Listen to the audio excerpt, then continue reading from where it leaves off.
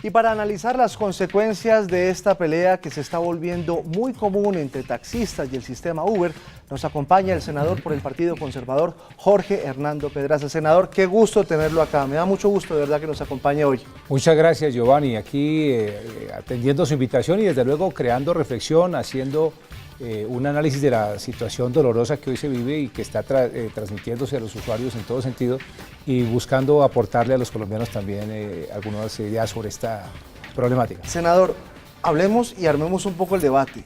¿Por qué se está saliendo esto de las manos? Bueno, Giovanni, yo creo que esa pregunta, o más bien la respuesta a esa pregunta, la tengo prevista para concluir el programa, pero en un silogismo al revés lo vamos a poder hacer. Esto está ocurriendo hoy por dos razones fundamentales. Primero, por la ausencia de medidas del gobierno para dirimir de una vez por todas, como se ha hecho en México, como se hizo en Los Ángeles, como se hizo en Londres, como se hizo en Nueva York. Y segundo, a que se tiene que entender y aceptar que son las nuevas formas de las nuevas generaciones y de la nueva vida en sociedad. Esto no ocurrió hace 10 años, ni hace 80, ni hace 30. Es el producto de la evolución, incluso de la inserción de las tecnologías de la información y las comunicaciones en todos los aspectos del ser humano, en este caso en el transporte, y que generan calidad de vida.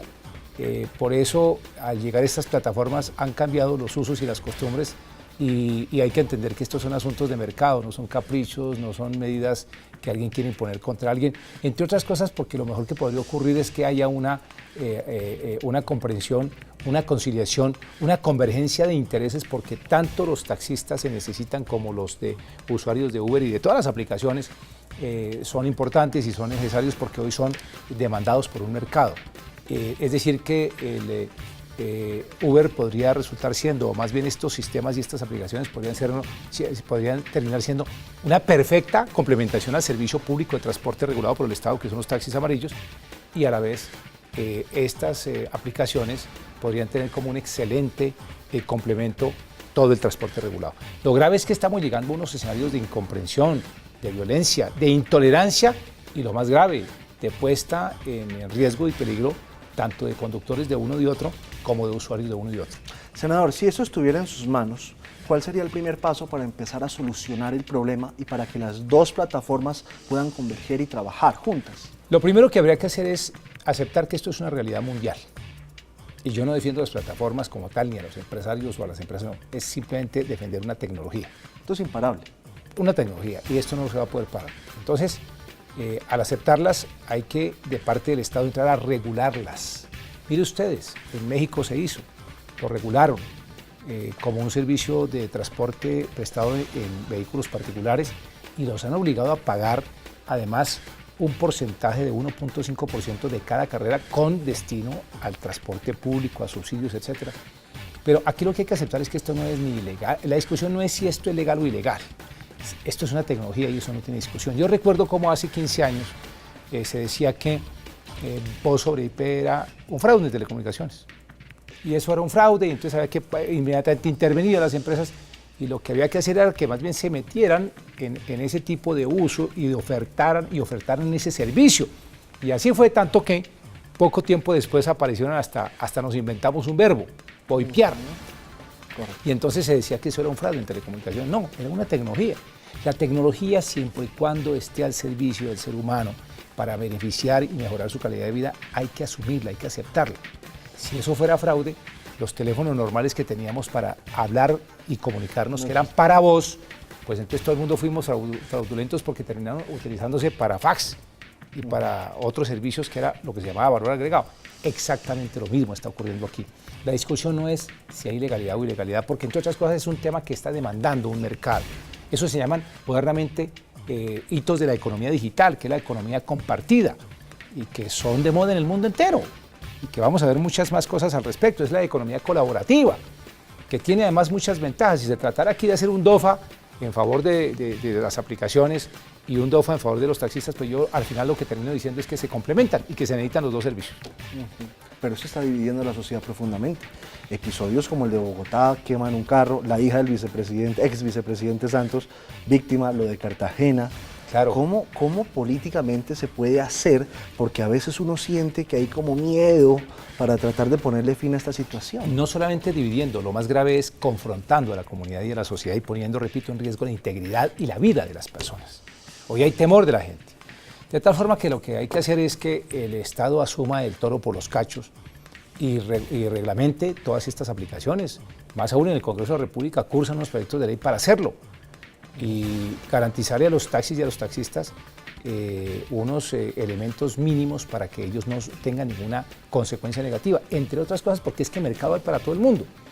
Pero aquí lo que queda claro es que esto pone a los taxis y a los taxistas en la inminencia de hacer varias cosas. Primero, tener equipos en buen estado, tener aseo, limpieza, tener calidad en la prestación del servicio, amabilidad y respeto y buen trato con los usuarios, tarifas asequibles y no abusivas, entre otras cosas porque es que uno cuando va a parar un taxi en horas pico tiene que irse donde el taxista lo quiera llevar, no para donde uno vaya. Y hay diferencias, así que tienen que entender y aplicar el buen ejemplo que están dando los de la prestación de los servicios de las plataformas.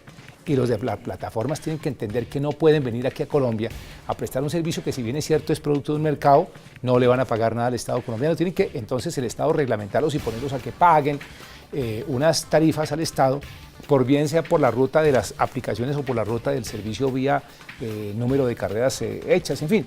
Y aquí al final del día hay que copiar otros modelos, como se ha hecho, repito, en Ciudad de México. Mire usted que esto además tiene en tal dimensión el debate que al interior de los taxistas también hay división.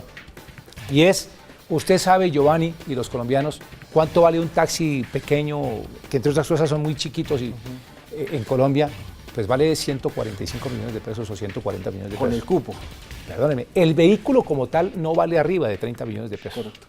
Pero el cupo está llevándose entre 100 y 110 millones de pesos. Eso es más caro que cualquier carro. ¿Qué es eso? ¿A dónde va ese dinero? ¿Por qué no cuestionamos dónde está esa plata? ¿Por qué esos cupos son tan expensivos y tan costosos, especulativos? En Nueva York ocurrió lo mismo. En Nueva York un cupo de taxi llegó a costar $1 millón. Vaya y mire hoy qué está ocurriendo.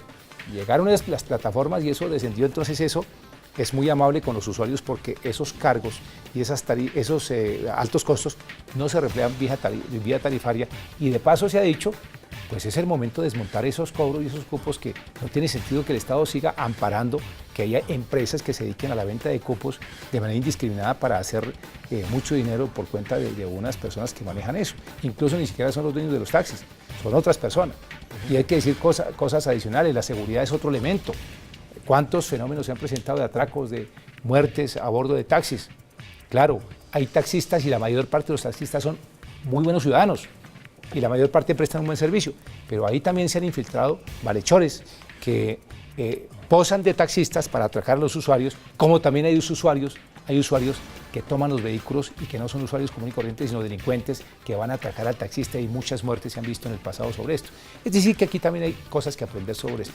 Yo diría que al lado de que estas plataformas están dando ejemplo de economía compartida, de otros beneficios, y hay que decirlo, como la descongestión de las vías, en los desplazamientos menos tiempos, como que además no haya vehículos desocupados dándole vueltas a las ciudades en congestión, como que además estamos bajando los niveles de contaminación ambiental, es un tema medioambiental porque además estamos haciendo economía compartida, pero además de eso porque hay más presteza y porque además hay un tema de seguridad y de buen servicio y de calidad. Todo eso hay que copiarlo para que mejoren los taxistas y que nos encontremos en un escenario muy próximo, ojalá, de una competencia sana, donde se ofertan muy buenos servicios y donde tan necesarios son los taxis amarillos como tan necesarios son estas aplicaciones que están ofreciendo o ofertando el servicio de transporte a través de vehículos particulares. Esta pedagogía que usted nos plantea hoy, pues le permite a uno concluir que esta es una ventana de oportunidad para los taxistas.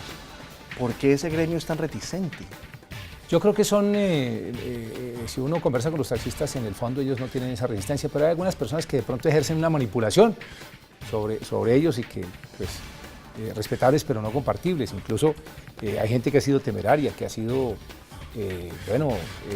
retadora, que se han comportado de manera blasfema y camorrera, digamos, eso no puede existir.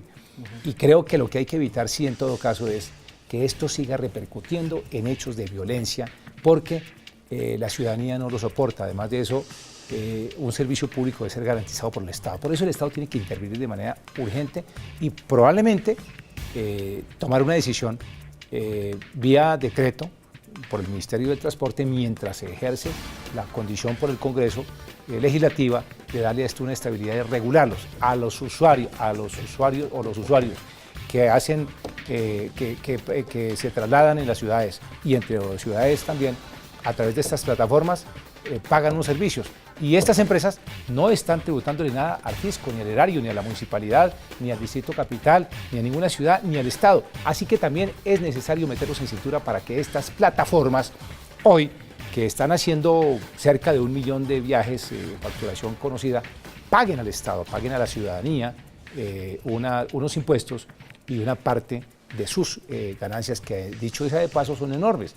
Esa empresa nace en el año 2008, en San Francisco, un par de muchachos que eran la plataforma, y hoy es una empresa que está bastante valorada en la bolsa. Todo el mundo, además. Creemos que está por encima de 50.000 o 40.000 millones de dólares, y perdóneme, tienen que respetar también a la ciudadanía y poner de sus enormes ganancias una parte para que le paguen al Estado, y el Estado con eso puede hacer reinversión en muchas cosas.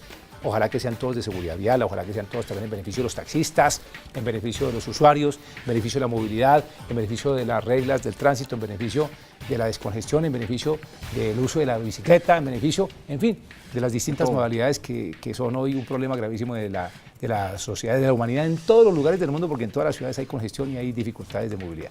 Senador, usted es un hombre de carácter, que conoce muy bien los temas, nos lo acaba de demostrar. ¿Cuánto tiempo tenemos entonces para exigirle al gobierno que dé una solución? Porque ahora vienen las elecciones presidenciales y pareciera que nadie le quiere echar muela a este problema. Si yo no quisiera que este tema entre en los debates de los candidatos presidenciales, que se ubericen o se desubericen, que se pongan taxímetro a bordo, no. Creo que este es un tema que hay que sacarlo de ahí. Este es un tema que además debe abordarlo muy pronto el gobierno colombiano.